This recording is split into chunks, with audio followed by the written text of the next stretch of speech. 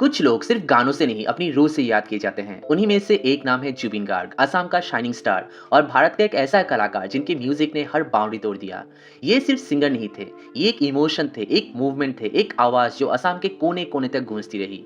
यूं कहे तो असम आज भी जुबिन के नाम से धड़कता है। आज हम बात करेंगे उनकी जिंदगी के सफर की, उनके पहले सुर से लेकर आखिरी गीत तक।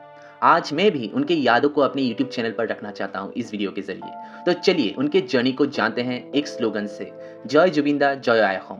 जुबिन बौठाकुर, जिन्हें हम फेमसली जुबिन गार्ग के नाम से जानते हैं, उनका जन्म 18 नवंबर 1972 को मेघालय स्टेट के तुरा के एक छोटे से गांव विलियम नगर में हुआ था। लेकिन उनका बचपन गुजरा असम के जोरहाट डिस्ट्रिक्ट में। उनके पिता मोहिनी मोहन बौठाकुर एक मैजिस्ट्रेट थे, साथ ही खुद एक लिरिसिस्ट और राइटर भी थे, और माँ इली देवी एक सिंगर थी। तो कह सकते हो म्यूजिक उनके खून में था। हालांकि लेटर स्टेजेस में मेंटर रहे पंडित रवीन बैनर्जी और गुरु रमनी राय जैसे लेजेंड्स, जिन्होंने इस छोटे बच्चे में संगीत को लेकर पैशन डेवलप किया। क्या आप जानते हैं जुबिन के फादर ने उनका नाम जुबिन रखा inspired from legendary singer Zubin Mehta के नाम पर, एक इंस्पिरेशन और रेस्पेक्ट के रूप में। बचपन से ही उन्होंने तबला, गिटार, ढोल, वायलिन जैसे इंस्ट्रूमेंट बजाना सीखा। उनका स्कूलिंग मेघालय, जोरहाट, करीमगंज के स्कूल्स में बीता, क्योंकि उनके पिता का ट्रांसफर होते रहता था। फाइनली उनका मेट्रिकुलेशन 1989 में तामुलपुर हायर सेकेंडरी स्कूल से हुआ। हायर सेकेंडरी और बीएससी गुवाहाटी के बी बरुआ कॉलेज से हुआ। हालांकि उनके सिंगिंग को लेकर डेडिकेशन हमेशा प्रायोरिटी रहा। उनका पहला असमी सोलो एल्बम अनामिका 1992 में रिलीज हुआ और वहीं से शुरू हुआ एक नए दौर की कहानी।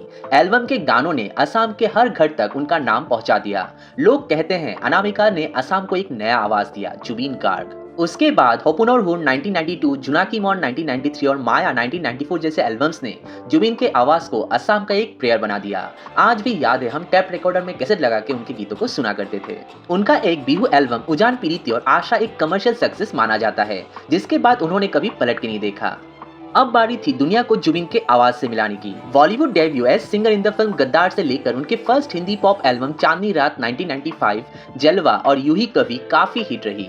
फिल्मों में दिल से 1998, फिजा 2000 और 2006 की गैंगस्टर मूवी की या अली सॉन्ग ने जुबिन की पॉपुलैरिटी और टैलेंट को इंडिया के घर घर तक पहुंचा दिया।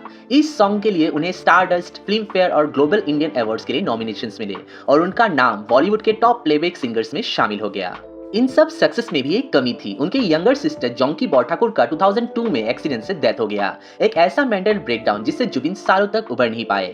हालांकि उनकी याद में जुबिन ने हिकू नाम से एक एल्बम रिलीज किया एज ए ट्रिब्यूट। जुबिन एक ऐसे आर्टिस्ट थे जिन्होंने अपने कैरियर में 38,000 प्लस गाने गाए, वो भी 40 डिफरेंट लैंग्वेजेस में, जिन्हें 12 प्लस इंस्ट्रूमेंट बजाना आता था। Not even in Assam, West Bengal में भी जुबिन की आवाज एक हाउस होल्ड नेम है। PRA फ्रॉम चिरोदिनी तुमिचे अमर, मौन मानेना, मौन तोके दिलाम, पागलू आज भी आइकॉनिक हिट मानी जाती है। सिंपल वर्ड्स में कहूँ तो उनका सिंगिंग कैरियर एक ब्रिज है बिटवीन ट्रेडिशनल असमीज म्यूजिक और modern Indian regional music world में। म्यूजिक के वर्ल्ड में झंडे गाड़ने के बाद जुबिन ने सिनेमा में भी कदम रखा। उनका पहला फिल्म जिसमें उन्होंने म्यूजिक दिया था हिया दिया निया या 2000, डायरेक्टेड बाय मुनीन बरुआ। यही फिल्म असमी सिनेमा के लिए माइलस्टोन बनी और जुबिन का कंपोज म्यूजिक असम के हर यूथ के लिप्स पर छा गया। बाद में उन्होंने बंगाली फिल्म शुधु तुमी में म्यूजिक कंपोज और सॉन्ग गाया, जिससे उन्हें बावजा award for best music director award भी मिला। और इसी साल उन्होंने अपनी डायरेक्टोरियल डेब्यू फिल्म तुमीमुर माथुमुर भी लिखी, डायरेक्ट की और खुद उसमें एक्टिंग भी की। उसके बाद असमीज फिल्म दीनबंधु में माइलस्टोन एक्टिंग, एक ही साल में सिंगर, कंपोजर, डायरेक्टर, एक्टर सब कुछ। 2017 में सुपरहिट फिल्म मिशन चाइना को डायरेक्ट किया, जिसके लिए उन्हें Prag cine awards for best actor, best film and best music direction मिला। यहाँ तक कि उनकी पोएट्री बुक ने हेवजी हेवजी अवार्ड भी जीता। 2019 में एसएमएस फिल्म कांचनजंगा डायरेक्ट किया, जिसका एक सॉन्ग पंचना आज भी आइकॉनिक माना जाता है, जिसके लिए उन्हें असम स्टेट फिल्म अवार्ड मिला। साथ ही won Prag cine award for best actor, best singer and best music direction for another SMS movie Ratnakar और उनका लास्ट मूवी रोई रोई बिनाले, जिसके बारे में हम वीडियो के एंड में डिस्कस करेंगे।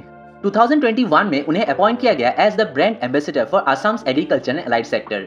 इन 2024 he won the Filmfare award Assamese for best music album the slam book. उन्हें ऑनररी डीलिट दिया गया from the university of science and technology Meghalaya उनके कल्चरल कंट्रीब्यूशन के लिए।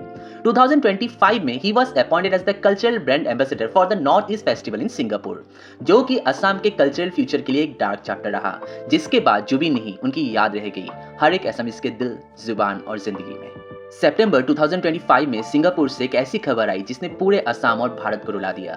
जुबिन गार्ग का 19 सितंबर 2025 को सिंगापुर में देहांत हो गया, जो आज तक जब मैं ये वीडियो बना रहा हूँ नवंबर 2025 एक मिस्ट्री बना हुआ है। होप उनके जस्टिस के लिए गवर्नमेंट नेसेसरी एक्शन लेके इस मिस्ट्री से पर्दा उठाए, क्योंकि उनके फैंस और पूरा असम हमारे जुबिन दा की जस्टिस की मांग कर रहा है। Hashtag justice for Zubeen Garg का ट्रेंड हर एक Zubeen fan various social media platforms पर पोस्ट कर रहे हैं, जिसने record breaking 5 million milestone achieve अब तक किया है। उनका मॉर्टल बॉडी असम लाया गया और सोनापुर गुवाहाटी के कमारकुची विलेज के क्रिमेशन ग्राउंड पर उनका अंतिम संस्कार हुआ फुल स्टेट ऑनर के साथ ऑन 23 सितंबर 2025। असम गवर्नमेंट ने अनाउंस किया कि इस जगह को एक मेमोरियल बनाया जाएगा।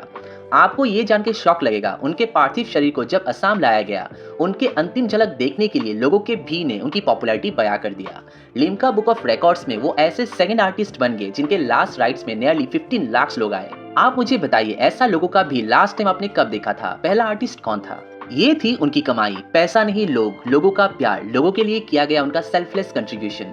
कोई नीडी उनके पास से खाली हाथ नहीं जाता था। न जाने कितने स्ट्रीट्स एनिमल्स को रिहेबिलिटेट किया, न जाने कितने अननोन आर्टिस्ट को एक प्लेटफॉर्म दिया, यहाँ तक कि कोविड के टाइम खुद के घर को क्वारंटाइन सेंटर बना दिया।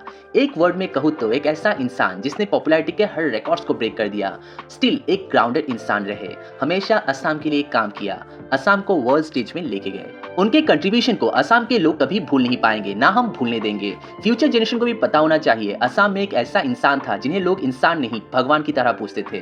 Let's follow the path of Zubeen Garg और उनके वर्क्स को असम के लोग और आगे तक ले जाए। शायद यही होगा हमारी तरफ से उनके लिए रियल प्रेयर। अब बात करते हैं जुबिन गार्ग की आखिरी एसएमएस फिल्म रोई रोई बिनाले, जिसका मतलब होता है रुक रुक के रोना, जिसे उन्होंने खुद लिखा और एक्ट किया।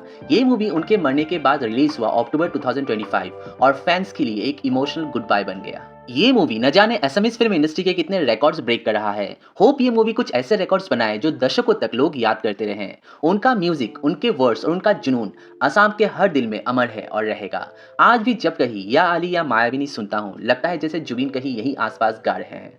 जुबिन गार्ग ने हमें सिखाया कि म्यूजिक सिर्फ प्रोफेशन नहीं है, एक प्रेयर है। वो छोड़ गए हम सब के लिए अपनी आवाज, अपनी कहानी और एक इंस्पिरेशन कि अगर तुम अपने आर्ट से सच्चा प्यार करते हो तो दुनिया तुम्हें हमेशा याद रखती है।